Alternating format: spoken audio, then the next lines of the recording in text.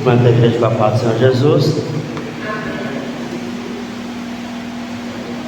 A lição de hoje, o tema dela é: o verdadeiro discípulo, servo, cuidadoso, exemplar e fiel ao sumo pastor. Então, o que é um discípulo? Ele tem que ter essas características de servo, de cuidadoso, exemplar e fiel. Quando falamos aqui discípulo, o que quer dizer discípulo? Discípulo é o mesmo que seguidor ou aprendiz. Então, discípulo, quando a gente abre a nossa rede social, o Facebook, o Instagram, lá vai ter vários seguidores ou vários aprendizes. Ele vê o que você faz, se ele achar interessante, ele vai te seguir.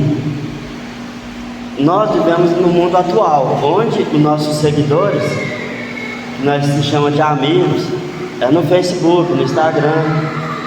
Na época de Jesus, os seguidores andavam com ele, mas os verdadeiros seguidores não é aquela quantidade que a gente vê, mas é o que está mais próximo de você. Quando Jesus começou o ministério dele, ele precisou de uma equipe. Do mesmo jeito, quando alguém vai se tornar um youtuber, ele precisa de seguidores, porque se não tiver alguém para ele apresentar o talento dele, não serve de nada. Então, discípulo é o mesmo que seguidor ou aprendiz. Você vai ensinar e as pessoas que vão te seguir, eles precisam aprender com você. Então, tópico 1: trabalhar em equipe.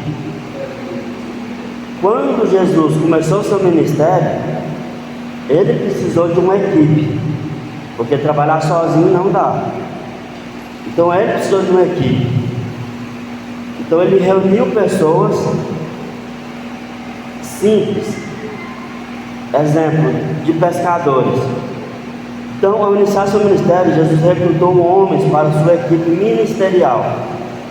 Ele reuniu pessoas simples, como alguns pescadores, mas também de outros níveis sociais, como um cobrador de impostos, para ser seus discípulos. Então, o objetivo de Jesus era formar homens capazes de trabalhar com ele, em prol do reino de Deus. Então, quando Jesus precisou, ele precisou de ajuda. Eu lendo o livro aqui de João, e eu descobri que Jesus pedia para um de seus discípulos ir na frente, dizendo que ele iria passar por lá. Então, por exemplo, Jesus estava aqui em Balneário, pedia para ele, o pessoal lá para Aparecida, falar que ele ia passar por lá. E quando Jesus estava passando pela cidade, o povo já sabia. Por quê? Porque um dos seus discípulos foi à frente comunicando que ele ia passar por lá. Então, isso é um trabalho em equipe. É só um exemplo. Em um circo, quando ele vai apresentar, ele passa o carro do seu na cidade toda, no bairro todo, convidando para aquele momento. Então, é um trabalho em equipe. Na igreja, do mesmo jeito, temos que trabalhar em equipe. Uma pessoa só fazendo tudo não dá conta. Por quê? Haja voz também, né? Para Jesus escolher os seus discípulos, primeiramente, ele precisaria de discípulos saudáveis. Mas o que é saudáveis? Pessoas que se comprometem com a obra. Não adianta eu escolher uma pessoa que não é capaz de nada e ela não vai ajudar e vai atrapalhar.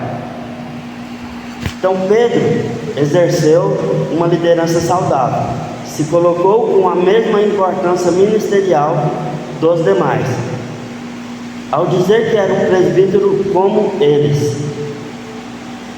O termo presbítero em grego é presbúteros e significa ancião de idade, referindo-se à maturidade espiritual daquele que ocupa essa função.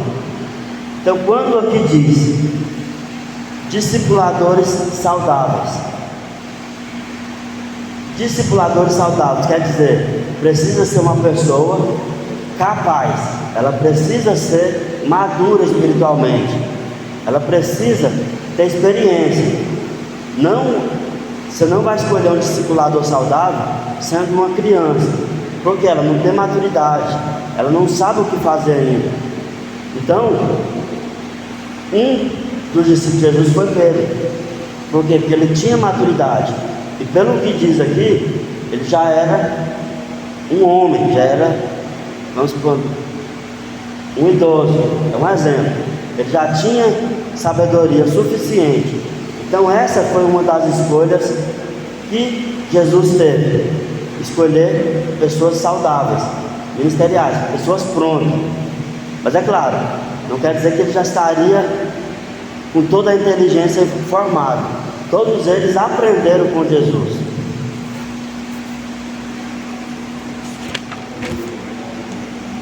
Um exemplo aqui, Diótrefes, foi um péssimo exemplo.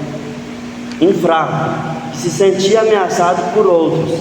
Em vez de ser uma influência saudável, que estimulasse o crescimento da equipe em prol do reino de Deus, agiu de forma autoritária, acreditando que assim faria com que se fosse obedecido. A síndrome de Diótrefes desperta pessoas tóxicas e suscita desconfiança, medo e intimidação. Pessoas com a síndrome de Diótrefes sugam a energia do grupo e destroem a criatividade da equipe.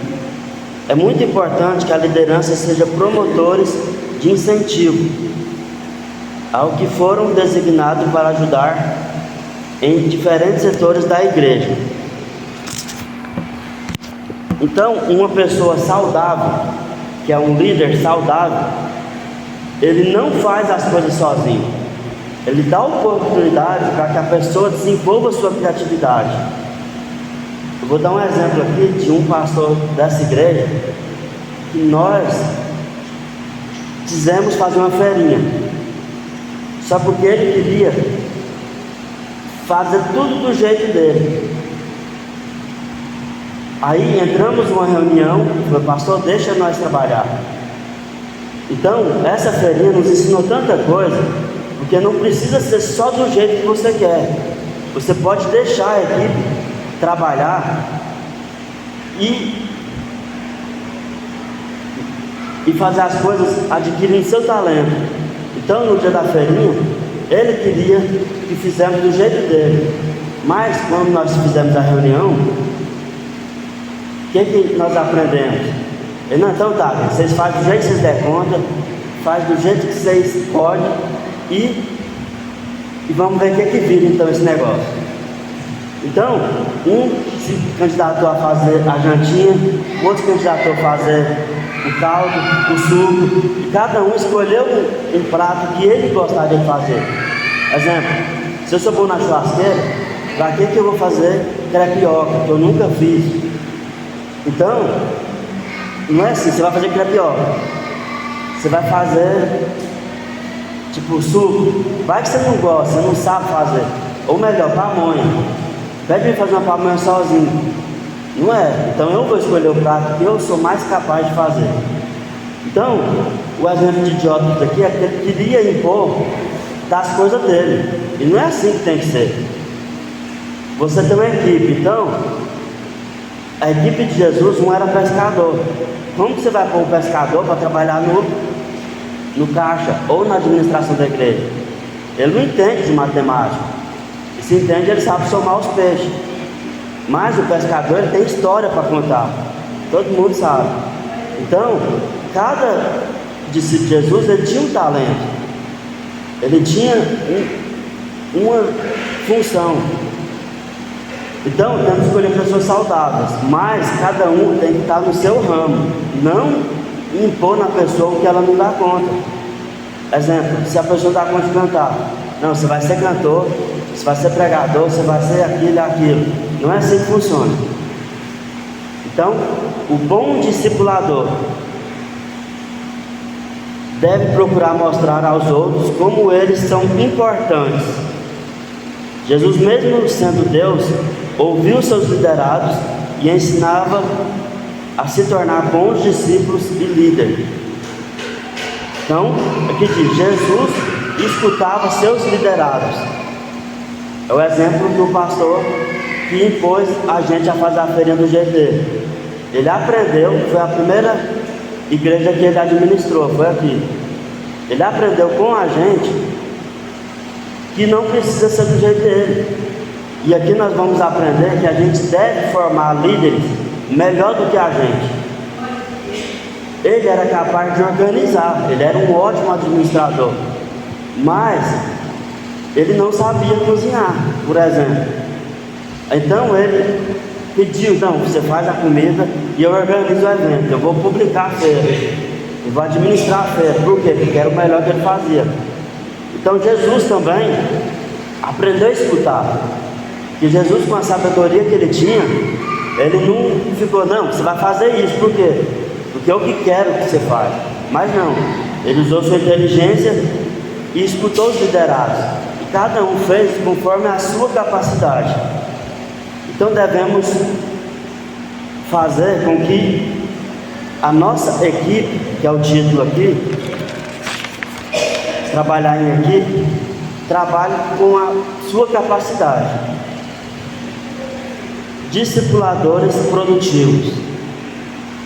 O verdadeiro discípulo de Cristo precisa estar seguro de si, principalmente em Deus, disposto a fazer discípulos melhores, sem que isso possa criar sentimento egoísta. Então aqui, discipuladores produtivos.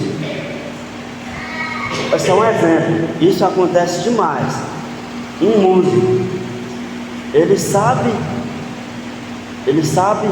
tocar, mas ele ensina uma pessoa e a pessoa toca melhor do que ele. Por quê? É isso que é a intenção, de fazer pessoas melhores do que eles. Um exemplo do futebol. Você vê lá, os jogadores são fantásticos e tem um treinador deles. Só que você pode ver que o treinador, às vezes, eles são gordinhos, não tem aquela capacidade de correr atrás da bola, de fazer gol, mas tem capacidade de ensinar, de instruir. Então, eles têm que fazer pessoas melhores do que eles, que é um exemplo. Então, aqui Jesus disse essas palavras: digo que aquele que crê em mim também fará as obras que eu faço, e as fará maiores do que estas. Jesus não se sentia ameaçado por seus discípulos, mas os estimulava a fazer obras maravilhosas, como ele, ao dizer: curai os enfermos, limpai os leprosos, ressuscitai os mortos, expulsai os demônios. Então, ele tinha a capacidade de fazer, e ele quis ensinar e ensinou os seus discípulos a fazer essas obras. Mas tem gente que fala: não, eu não vou ensinar essas pessoas a fazer isso, porque depois eles podem passar por cima de mim. É o segredo de muita gente hoje em dia. Exemplo, a Coca-Cola não ensina a fórmula, por quê? Porque se ela ensinar, outras pessoas vão fazer e vão crescer igual ela, ou ser melhor do que ela. Então ela oculta isso. Mas a palavra de Deus ensina ao contrário. Devemos fazer e ensinar para que eles sejam melhor do que a gente. Então Pedro aprendeu com Jesus. Então Pedro fez as mesmas obras que o mestre. Ele pregou para multidões, levando centenas à salvação. Curou enfermos, como o paralítico Enéas. Ressuscitou a Dorcas, mandou a morta se levantar. João também era um líder de Diótrefes, Gaio e Demétrio. Gaio era fiel em tudo que fazia para os irmãos, e Demétrio era o cooperador de excelência, reconhecido pela igreja. Então, quando falamos aqui de discipuladores produtivos, quer dizer que cada um desses aqui, ele fez alguma coisa. e todos eles foram produtivos. Primeiro, Jesus ensinou eles ensinaram outras pessoas. Isso significa o quê? Produção. O pastor me ensina, e eu ensino meu filho ensina os filhos deles, e eu vou ensinando outras pessoas, e ali vamos criando pessoas produtivas. Nem sempre isso acontece. Eu vou ensinar alguém, a pessoa vai ser melhor do que mim, melhor do que eu. Nem sempre. Mas a missão é essa, ensinar ao ponto da pessoa ser tão bom quanto a gente. E foi o que Jesus ensinou. Então, ser produtivo é uma tarefa de um verdadeiro cristão. Se você aceita Jesus, você não deve ficar só no banco. Você precisa produzir. Você precisa fazer alguma coisa. Igual quando você ganha uma alma para Deus, ele começa a vir para a igreja. Então você precisa ainda continuar produzindo frutos bons. Não é só trazer ele para a igreja e deixar ele no banco. Você precisa ensinar ele a ofertar, precisa ensinar ele a dizimar, precisa ensinar ele a congregar, precisa ensinar ele a louvar, precisa ensinar ele a aprender os hinos da harpa, louvores, precisa ensinar ele a não pecar. Se ele fazer as coisas do mundo, ele não pode fazer mais. Então você vai se tornar um professor. Você vai começar a dar fruto. Uma árvore, ela não dá fruta sozinha. Você precisa adubar a terra, você precisa jogar água. É um exemplo. Quando você planta uma árvore, é como se você estivesse plantando uma alma para Deus. Você precisa cuidar dela para ela dar fruto. Nós, como exemplo de árvore, quando a gente é plantado, a gente no começo, a gente vai precisar de água, vai precisar de podas. Cada poda dessa significa acortar nossos pecados. Se você xingar, você tem que ensinar que ele não pode xingar mais. A árvore, se ela está cheia de galho demais, ela pode não dar fruto, porque está sugando a energia em excesso dela. Então você precisa podar para que ela comece a dar fruto. Isso dá uma energia para ela. Então, o verdadeiro discípulo de Cristo precisa produzir frutos que permaneçam. Não adianta somente produzir sombras. O bom discípulo precisa produzir frutos.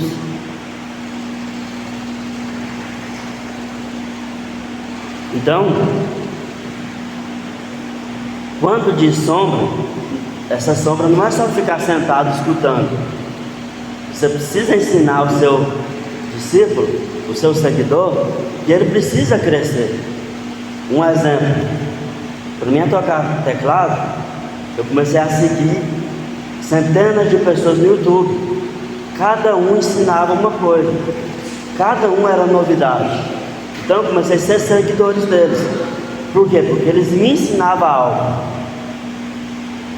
O que eles tiveram comigo? Eu comecei a produzir. Eu aprendi com eles. E eu comecei a tocar. É um exemplo de seguidores. Você precisa fazer com que eles aprendam com você e eles começam a fazer o que você faz. É um exemplo. Então devemos fazer isso. Mas primeiramente, o ponto 3, precisamos ter discipuladores confiáveis. Não adianta você escutar alguém que não é confiável. A maioria dos YouTubes, eles te ensinam material e a hora de falar a verdade ali, eles ocultam. Por quê? Porque eles querem que você compre o curso deles. Eles querem que você adquira, compra o que ele está vendendo. Então ele te dá uma isca e depois, se você quiser agora, você vai ter que pagar. Então, devemos procurar pessoas confiáveis, que te ensina, que te mostra, que te faz confiança no que ele está ensinando. Quem não é confiável, um dia será exposto e todos conhecerão sua má índole. Um exemplo, se você vai escutar um vídeo de um YouTube e ele te dá um material fantástico, sem cobrar, você vai lá, curte o vídeo dele e segue ele. Outras pessoas vão ver e vão curtir seguir. Pouco tempo depois, ele vai ter milhares de seguidores. Por quê? Porque ele oferece a verdade. Ele não dá e toma. Ele não te dá informação e depois, se você quiser agora, você vai ter que pagar. Qual a recompensa disso? Você dá, ofereceu a verdade. Um youtuber, ele pode ganhar, vamos supor, 40 mil reais ou mais com um vídeo. Ele posta o vídeo ensinando a pessoa que viu, curte e compartilha. O YouTube paga para ele. É só um exemplo de seguidores aqui que nós estamos aprendendo. Então ele ganha dinheiro com isso. Agora o cara que só nega a informação, a pessoa vê e vai lá dar um dislike. Ou a pessoa não segue, nem curte. Por quê? Porque ele só nega a informação. Do mesmo jeito, a mensagem de Deus. Se você ficar assim, irmãos, quem pode dar 200 reais de oferta, vai ganhar uma benção hoje. Nesse momento, você está só negando informação. Quem dá a benção não é você. Como você vai falar, você vai ganhar uma benção hoje? Primeiramente, é você que é o dono da benção? Não. Então, quando você fala que Deus vai te dar uma bênção, primeiramente, você tem controle sobre Deus? Não tem. Então como você vai falar, Deus vai te dar uma bênção? Quem somos nós para falar, Deus vai te dar aquilo? Se você der 500 reais hoje, 1000 reais hoje, Deus vai te dar aquela bênção. Então, temos que seguir pessoas confiáveis. A pessoa fala que Deus vai te dar, mas por um acaso a pessoa vai falar, Deus, eu quero que você faz isso. Deus não vai fazer só o que você está falando. Então, essa pessoa já se torna não confiável. E é um exemplo de muita gente que você vê na televisão. A pessoa começa uma campanha lá para arrecadar dinheiro e no final está pedindo dinheiro em troca de bênção. Mas a bênção não é ele que dá. Não é ele que tem poder em Deus para que Deus faça o que ele quer. Então devemos separar isso. Ver a pessoa que é confiável e a pessoa que não é. Então, quando se trata de confiabilidade, a Bíblia mostra que essa característica é indispensável. Então, confiabilidade é uma característica indispensável. Nós, como discípulos, temos que passar confiança e também ver confiança na outra pessoa. Alguém com atributos confiáveis anda na verdade do Evangelho de Cristo.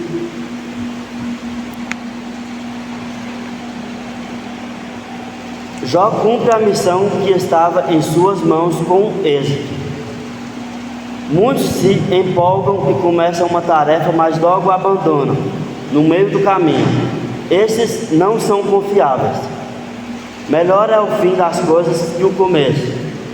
Então está dizendo aqui, melhor é o fim das coisas que o começo. Eu já vi muitas decepções. Por quê? A pessoa levanta a mão e dá uma oferta para um pastor, porque ele está pedindo. Mas, ao se passar 7 dias da campanha, a pessoa não recebe a bênção. Por quê? Ele acreditou na pessoa. Então, temos que acreditar em Deus, porque é Deus que dá. Se você sentir no coração em participar da campanha e acreditar que Deus vai te dar, você vai conseguir. Então, melhor é o fim das coisas que o começo. Às vezes você pede a bênção agora e não recebe. Mas quando você começa a se preparar, quando chegar na hora certa, Deus te dá a bênção. Então é melhor o fim do que o começo. O começo pode ser lutas, mas quando chegar ao fim, você vai ver que as lutas serviram para que você fosse melhorado. Exemplo aqui, nós pondo uma bicicleta.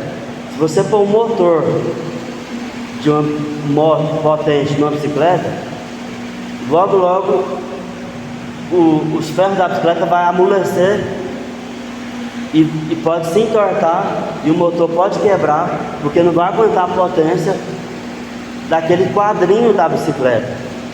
Agora, quando você põe um motorzão numa bicicleta e vê que ele vai ficar mole, não vai aguentar a potência, você precisa melhorar a estrutura da moto para que ela aguente aquela estrutura do motor. Então tá aqui. Melhor é o fim. Por quê? Porque o fim você já vai saber tudo que você passou. Você vai ter a certeza de tudo que você precisou para aquilo funcionar. Então, vamos acelerar aqui. Tópico 2: apacentar o rebanho. Jesus chegou em Pedro e disse: Pedro, tu me amas? Apacenta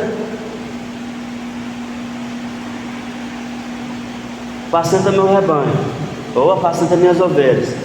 A ovelhas aqui quer dizer as pessoas, é um sentido figurado. Então quando fala apacenta meu rebanho, é o mesmo que cuide das pessoas para mim. E Pedro fez isso com excelência. Então quando Jesus disse: Pedro, apacenta meu rebanho, é o mesmo que dizer: cuida do meu rebanho, dê provisão ao meu rebanho, conduza as pessoas para mim, guardas para mim. Então, quando você apacenta um rebanho, é um exemplo, agora vamos voltar para o lado do animal. Você precisa cuidar, você precisa dar provisão, você precisa conduzir e precisa guardar. A ovelha, quando você solta ela vai comer ali, mas você precisa ter cuidado, você precisa estar de olho, você precisa estar olhando para que nenhum mal ou lobo venha comer elas. Provisão: mesmo você dando o capim para ela comer, você precisa prover para elas um ambiente para elas poderem dormir. E Deus queria que Pedro fizesse tudo isso. Conduzir: você não deve conduzir as ovelhas ou as pessoas para um lugar onde elas vão cair no abismo, onde elas vão se decepcionar. Você tem que conduzir elas a um pasto verde, onde elas vão se alimentar, vão se descansar, vão andar. E também você precisa guardar elas. Guardar é dar segurança também, você ensinar elas o que elas devem fazer e proteger elas do mal. Isso também é guardar. Então, Diótrefes, ele agia como um mau discípulo que cuidava de si mesmo. Um exemplo é a ovelha. Se você solta elas e deixa elas embora, elas vão comendo e vão embora. Só que tem que chegar uma hora que você precisa ir lá e trazer elas de volta. Agora, um exemplo do Diótrefes aqui, ele cuidava de si mesmo. Por exemplo, ele só queria para si. Exemplo só: se arrecadava uma oferta na igreja para a missão, ele pegava para ele. E tinha pessoas na igreja precisando, então ele não preocupava com isso, preocupava só com ele. Essa revista fala muito mal de Diótrefes, né? Se for ler, nossa, fala muito mal dele mesmo. Cada tópico é falando mal dele. Então ele é péssimo exemplo mesmo. Então um exemplo aqui: ser cuidadoso. Pedro exercia o cuidado e direcionamento às ovelhas de Cristo. É dever daqueles que estão nessa função exercer o seu chamado como compromisso de alimentar, proteger, guardar, defender e ensinar as ovelhas que estão sob sua responsabilidade, tendo Jesus o bom pastor que dá a vida pelas ovelhas. Ter o amor e zelo é essencial e importante para Deus. Então, Jesus ensinou a Pedro que ele deveria alimentar, proteger, guardar e defender, mas que tudo que ele fizesse deveria ser como exemplo, o bom pastor que é Jesus. Então, ter zelo pelas coisas é o essencial para Deus. Tudo que você fizer com zelo, Deus agrada. Primeiramente, ser voluntário. Quando Jesus disse para Pedro para ele apacentar as ovelhas, Jesus não chegou e falou: você vai apacentar minhas ovelhas. Não é assim. Aqui diz ser voluntário. Quando Jesus disse para Pedro: Pedro, apacenta minhas ovelhas, o que Pedro poderia fazer? Nossa, eu tenho que trabalhar, eu tenho que fazer faculdade, eu tenho que estudar, e ainda vou ter que cuidar das pessoas. Ele poderia reclamar. Então você precisa ser voluntário. Você tem um tempo, você precisa estar ali se preparando, se capacitando para fazer a obra de Deus. Exemplo do pastor, ele é voluntário a ser um pastor. Ele poderia estar estudando, trabalhando, poderia fazer outras coisas o tempo inteiro, mas ele se voluntaria a uma parte do tempo dele para ensinar as pessoas. Ele tira um tempo dele para guiar as pessoas, para ensinar o caminho certo. Ele tira um tempo dele para ensinar. Então isso é um voluntário. O discípulo de Cristo precisa agir com voluntariedade. Por isso Pedro os exorta e não apacentar as ovelhas por força. Do mesmo jeito que Jesus ensinou a Pedro a fazer seguidores voluntários e não por força. Por exemplo, eu pedi para o Vitorino ele virar pastor, mas a capacidade, a idade dele não permite tanto ele ter essa disponibilidade, ele se voluntariar para fazer a obra de Deus. Então é cada um no seu lugar. Você precisa ser voluntário para isso. Outro tópico: ter ânimo. Não adianta você falar: não, eu quero ser voluntário. Tá bom, então você vai lá para Aparecida. Não, você vai lá para Planápolis. Você vai lá para África. Mas você não ter ânimo para ficar indo e voltando, isso também não pode. O ânimo, ele é essencial. Você precisa ter ânimo. Exemplo, mesmo você às vezes não querendo, você precisa ter ânimo de ir fazer. Se você viu uma pessoa necessitada, então você precisa ter ânimo. Um exemplo aqui, a Cândida, ela já fez galinhada para adquirir dinheiro para ajudar alguém da igreja que estava passando necessidade. Se todo mundo tivesse pegado o dinheiro e dado, a pessoa ia pegar o dinheiro e ia fazer outras coisas para lá. Mas como ela fez a comida, nós adquirimos mais dinheiro e foi lá e comprou o que essa pessoa precisava. Então precisa ter ânimo. Eu vou ter ânimo de fazer isso, de ir lá fazer aquela comida toda? Não. Então, para ser um voluntário, e tem que ter ânimo. Você tem que se voluntar. Não, vou ajudar, eu estou disposto a ajudar. Então você tem que ter ânimo para isso também. Então o ânimo, ele é frequentemente evocado por Deus a homens para deixá-los prontos a cumprir suas tarefas. Então ele é evocado por Deus, quer dizer, é Deus que vai te dar o ânimo para você ir lá e fazer, né? Você está lá desanimado, você quer ajudar o outro irmão, você vai lá todo descrençado, todo triste e tentar ajudar. Às vezes você faz atrapalhar.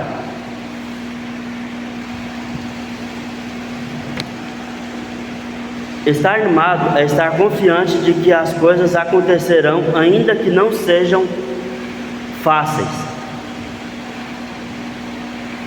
Eu acho fácil fazer comida para um monte de gente? Eu não acho, eu faço só para mim mesmo. Mas tem gente que, mesmo não sendo fácil, ele vai lá, junta uma equipe, faz a comida, ele arruma voluntários para ajudar, pessoas que têm ânimo, e vai lá e faz a obra de Deus. Então a lição, ela quer, mesmo que não seja fácil, a gente tem que fazer. Até quando não nos convenceremos de que a montanha da liderança não se conquista sozinho? Sem um ânimo não se conquista nada, principalmente no reino de Deus. O testemunho de um verdadeiro discípulo de Cristo é evidenciado pelo seu comportamento. O ânimo é mais que uma expressão e a revelação de um estado de espírito, vontade, força e coragem. Então está aqui: a liderança não se conquista sozinho. Exemplo, eu me declaro um líder, mas se eu não tenho ninguém para liderar, como que você vai conquistar uma liderança sozinho? Então você precisa ter pessoas, e você precisa estar à frente, precisa ter ânimo, precisa fazer com que essas pessoas te ajudem para que você seja um liderado. E também você tem que ser testemunho, você tem que dar testemunho. Isso quer dizer, você quer ser um líder? Lembrando, nós somos discípulos de Cristo. Se você é um discípulo, você tem que se tornar um líder. Nem que seja do seu próprio filho, mas você tem que se tornar um líder. Então você tem que ser um testemunho para alguém. Então o testemunho de verdade, de um verdadeiro discípulo, é evidenciado pelo seu comportamento. Se você vê um copo jogado no chão, você pode ir lá pegar ele e jogar no lixo. Você deu um testemunho, você deu um exemplo do que deve ser feito. Se você vê um copo e vai lá e joga outro, você já deu um mau testemunho. Você já não é mais exemplo. Por quê? Porque ele já está sujo. Você vai lá e suja mais ainda. Um exemplo aqui é a gente falar: o lixeiro está passando. Mas na verdade, o lixeiro é a gente produz o lixo. Quando a gente vê o caminhão passando, a gente fala: o coletor de lixo está passando. O lixeiro é a gente, o coletor é ele. Então a gente tem que dar o exemplo. A gente fala: o lixeiro está passando, é como se você estivesse rebaixando ele. O lixeiro está passando. Você vai dar valor para o lixeiro, o coletador de lixo, o dia que ele não passar. Você vai ver a rua de sua casa fedendo, e você deseja que eles passem, porque está a maior carniça na rua. E aí você vai começar a dar valor. Então, quando você vê, você fala: o coletor está passando. Então você já levantou o nível deles. Aí você começa a dar valor para eles. Então, é um exemplo. Ele está fazendo um bem tão grande. Um exemplo, lá no Estrela d'Alva, às vezes fica 4 dias sem passar. Quando você vai lá visitar minha mãe, por exemplo, você vê a carniça da rua. Você vê 4 dias, já deixa o bairro fedendo. Então o líder tem que ser exemplo. Exemplo, na internet você vê vários vídeos de pessoas presenteando os gari, presenteando os coletores. Por quê? Porque eles viram a importância deles. Então um exemplo de nós como líderes: se você viu um copo jogado, ou viu uma água jogada no chão e você puder limpar, você serve como exemplo. Você fez algo bom. Então, o testemunho de verdadeiro discípulo de Cristo é evidenciado pelo seu comportamento. O ânimo é a mais que uma expressão e a revelação de um estado de espírito, vontade, força e coragem. Então, tópico 3, para nós já quase finalizar: servir de exemplo. Como eu estava falando, o discípulo dominado pelo sentimento de insegurança não é um bom exemplo. Se você quer ser discípulo de Jesus e você não fala as coisas com firmeza, com insegurança, você não é um bom discípulo. Para ser exemplo, um bom discípulo tem que cumprir os critérios elencados pelos apóstolos, entre os quais cuidado, vontade e ânimo. Então, as 3 coisas para a gente ser discípulo: ter cuidado, ter a vontade e ser animado. Então também temos que ser livre de ganância. O termo ganância original do grego significa avidez pelo lucro. Um exemplo aqui de uma igreja: se a igreja começa a arrecadar 1 milhão por mês, e esse dinheiro ele não é distribuído em obras, isso se torna ganância. Por exemplo, tem uma certa igreja que ela arrecada o dinheiro, mais do dia que ela arrecada, ela investe nas missões, ela investe em cesta básica, ela investe em construir casas para aqueles membros que têm dificuldade ter onde morar. Adianta o que? Você adquirir dinheiro, ter uma boa lábia, conquistar as pessoas, mas aquele dinheiro não servir de benefício, apenas para si mesmo. Então aqui aprendemos que não devemos agir com ganância. Diótrefes estava contaminado por sua fraqueza, sede de poder, egoísmo, maldade, rebeldia, desrespeito às autoridades eclesiásticas e a ganância. Um exemplo: sabemos que a gente pega uma parte do dinheiro da igreja e leva para a sede. Então a sede, ela é como se fosse nosso líder, ela é como se fosse, ela está acima de nós. Então aqui entendemos que Diótrefes, ele poderia pegar toda a renda ali da igreja e ficar para ele. Ele não prestava contas a seus líderes, às suas autoridades. Ele agia com ganância, ele queria para ele e ele não prestava contas. E não devemos ser assim. Tudo que fazemos devemos prestar conta. Então ele queria tirar proveito da obra de Deus, colocando-se como prioridade em tudo, agindo contrariamente ao que Jesus ensinou. Quem quer ser o primeiro deve ser o último. Um exemplo aqui de ganância: Pedro exorta aqueles que são chamados para servir a igreja e se protegem contra todos os tipos de ganância e egoísmo. Esta foi a marca ministerial de Judas, que levou a perder seu ministério e sua própria vida.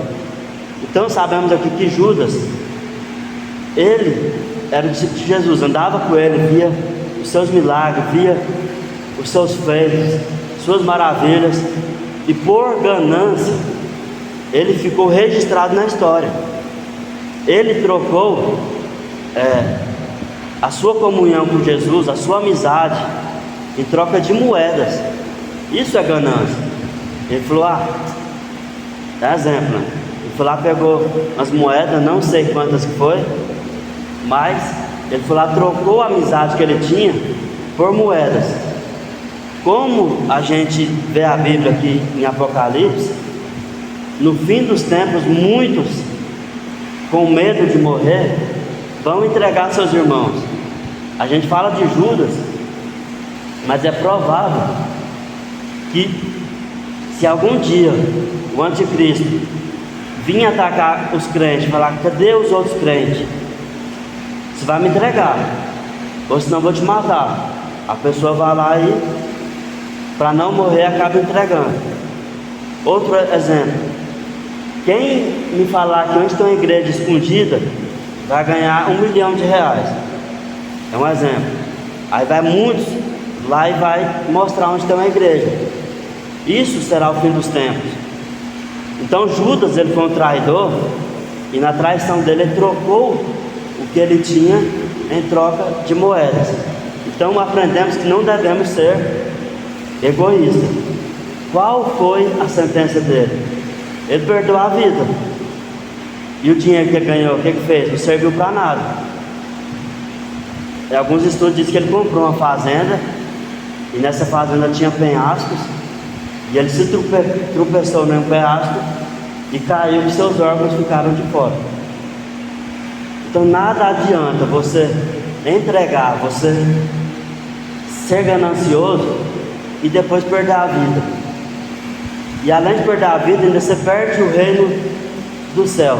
Então acreditamos que Judas, talvez ele não foi para o céu. E se Jesus permitir que ele for para o céu, aí nós vamos entender isso depois. Então Pedro, ele alerta os presbíteros Uma virtude de um verdadeiro discípulo é não ser ganancioso. Então é uma virtude que não devemos ser. Deus sempre cuidou do seu povo, garantindo a subsistência. O pão nosso de cada dia nos dai hoje. Essa é uma frase muito importante. Quando Jesus ensinou a orarmos o Pai Nosso, tem essa frase: o pão nosso de cada dia nos dai hoje. Significa o quê? Que não devemos pedir para Deus o que está lá no futuro. Devemos pedir o que a gente precisa hoje. Um pássaro, ele não acumula sementes, não acumula comida. Ele apenas, Deus mantém ele no dia de hoje. Amanhã Deus mantém ele de novo. E assim vai indo. Outra coisa, devemos prestar conta. O reino de Deus funciona sob o princípio da hierarquia. Quem viola a hierarquia, viola a disciplina exigida por Deus. Hierarquia. Exemplo, eu tenho que respeitar meu pastor. O meu pastor tem que respeitar o presidente da sede. O presidente tem que respeitar a autoridade acima dele. E cada um vai respeitando um ao outro. Mas quando diz que eu tenho que respeitar ele, ele também tem que me respeitar. É uma hierarquia. Do mesmo jeito que Jesus ensinava seus discípulos, e seus discípulos estavam num nível abaixo dele, ele também respeitava os discípulos, e os discípulos respeitavam ele. E ele fazia com que os discípulos fossem até maior do que ele, fizessem as mesmas coisas que ele. Então Diótrefes queria reconhecimento e honra, aquele que estava presidindo sobre ele. Deus designou líderes para a igreja e líderes sobre líderes.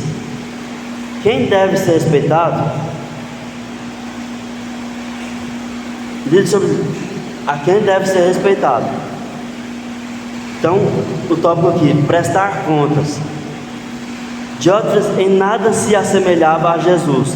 Era intolerante, exigia atenção imediata, apenas para questões de seus próprios interesses, sem se importar com os problemas que ele deveriam aos outros.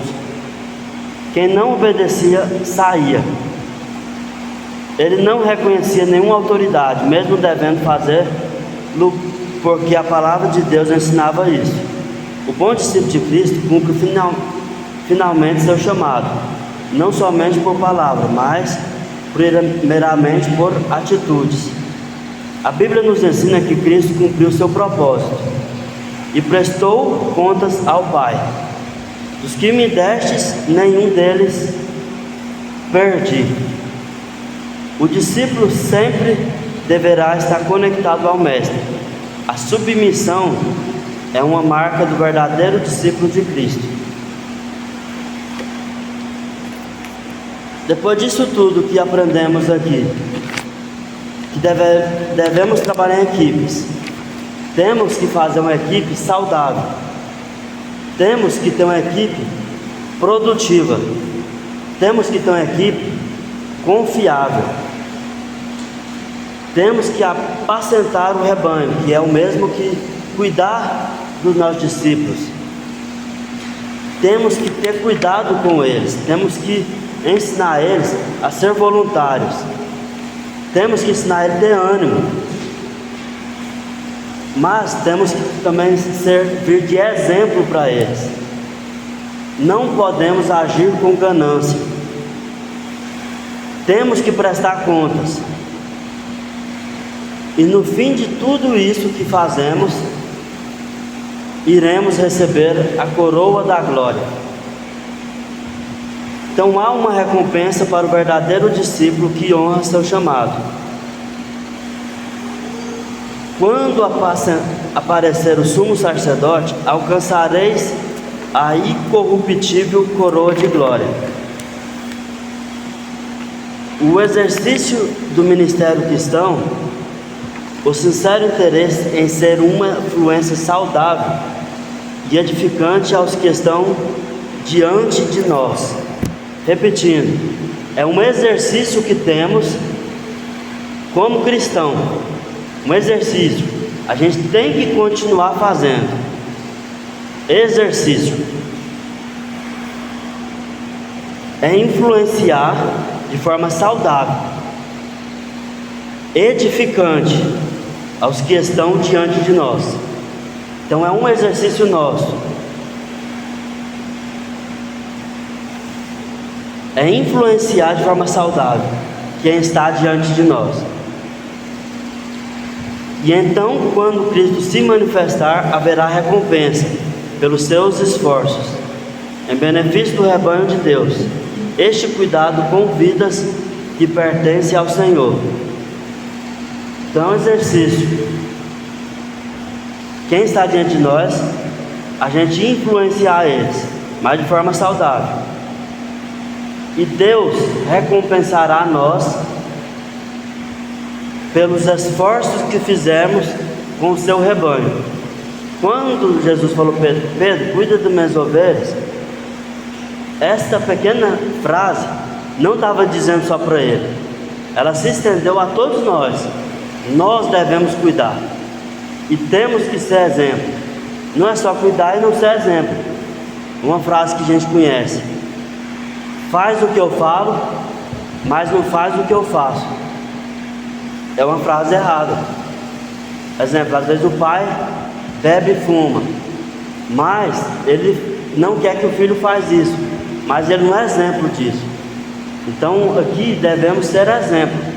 Se eu não faço, então você não faz. Se eu faço, então ele pode fazer, já que você está sendo um exemplo. Então, para finalizar, é preciso sermos servos fiéis e prudentes, pois em breve o Senhor virá. E qual a nossa recompensa? Uma coroa de glória. Para concluir, para finalizar, precisamos ser servos fiéis e prudentes no exercício do ministério, tendo cuidado para não agir com ganância e como dominadores dos demais, pois o Senhor da igreja não está indiferente em relação às ações e motivações com o seu rebanho, pois breve Jesus virá. Amém. Então aprendemos que, como servos, como discípulos, devemos ser cuidadoso, exemplar e fiel. E a lição de hoje é essa. Agradeço a oportunidade e entrego a quem é de direito.